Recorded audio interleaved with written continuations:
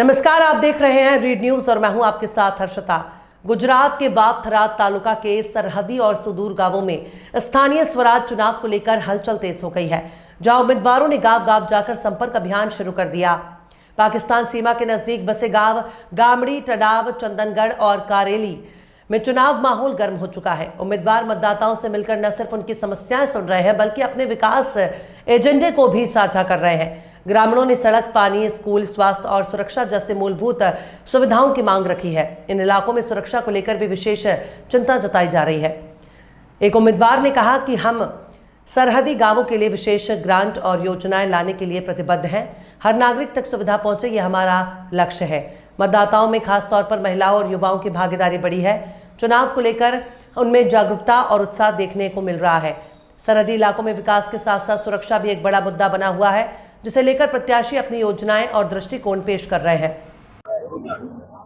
गाम तड़ाव, तालुको वाव, मारू नाम पीराजी भेमाजी राठौड़, हमारा सरपंच उम्मीदवार प्रवीण सिंह राजाजी राठौड़ तड़ाव ग्राम पंचायत में उम्मीदवारी पोते नोंधावी छे। અત્યારે તમે નોંધાવી તો ચૂક્યા છો हाँ દાવેદારે बरोबर। પણ અત્યારે કયા વિકાસના કામ બાકી છે તમારા વિકાસના કામો અમારા તળાવનું અત્યારે તમે હવે ગામમાં પ્રવેશ કરતા જોયું છે કે વાવ તાલુકામાં ફર્સ્ટ નંબરનું ગામ આવે છે। છેલ્લા 5 વર્ષથી પોતે સરપંચમાં ચાલુ હતા। એમના 5 વર્ષના સમયમાં ગામમાં જે કામ કર્યા છે, અમારું પીએચસી તો એમાં સીએચસી બનાવ્યું, પછી રોડાના કામ લીધા છે, પછી દવાખાનું બનાવવાની પ્લાન છે। એમને પોતે પોતાની 3 એકર જમીન દાનમાં આપી છે।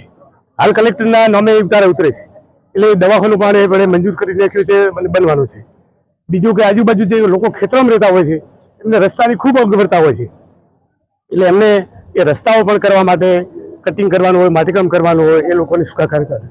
પછી પાણી માટે એક સમ છે ઓછો પડે, એટલે બીજો સમ મંજૂર થઈ ગયેલો છે, એ પણ કામ કરવા માટે પોતે ધગશવાળા છે।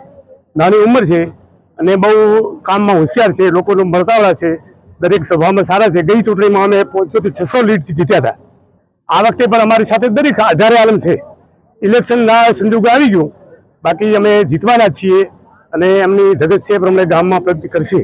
તમારે તળાવની જનતાને શું તમે સંદેશ આપવા માંગો છો? અમે તળાવની જનતાને સંદેશ આપવા માંગીએ છીએ કે ભવિષ્યમાં તળાવ એક ઉજ્જવળ ગામ, વિકાસશીલ ગામ અને પ્રાથમિકથી કરીને છેક જિલ્લા સુધીની લેવલની જે કંઈ અહીંયા લાભો મળે એ લાભો આપવા માટે અમે તૈયાર છીએ। ભાઈ વીજળી, પાણી, રોડ, રસ્તા, શિક્ષણ, આરોગ્ય જે કંઈ બાબત છે એ પ્રમાણે અમે કરવા માટે કટિબદ્ધ છીએ અને અમે આ 5 વર્ષની અંદર જે કાંઈ કામ કર્યું છે એ ગામ લોકો જોવે છે। અત્યારે અમારો એમને પૂરતો સહકાર છે।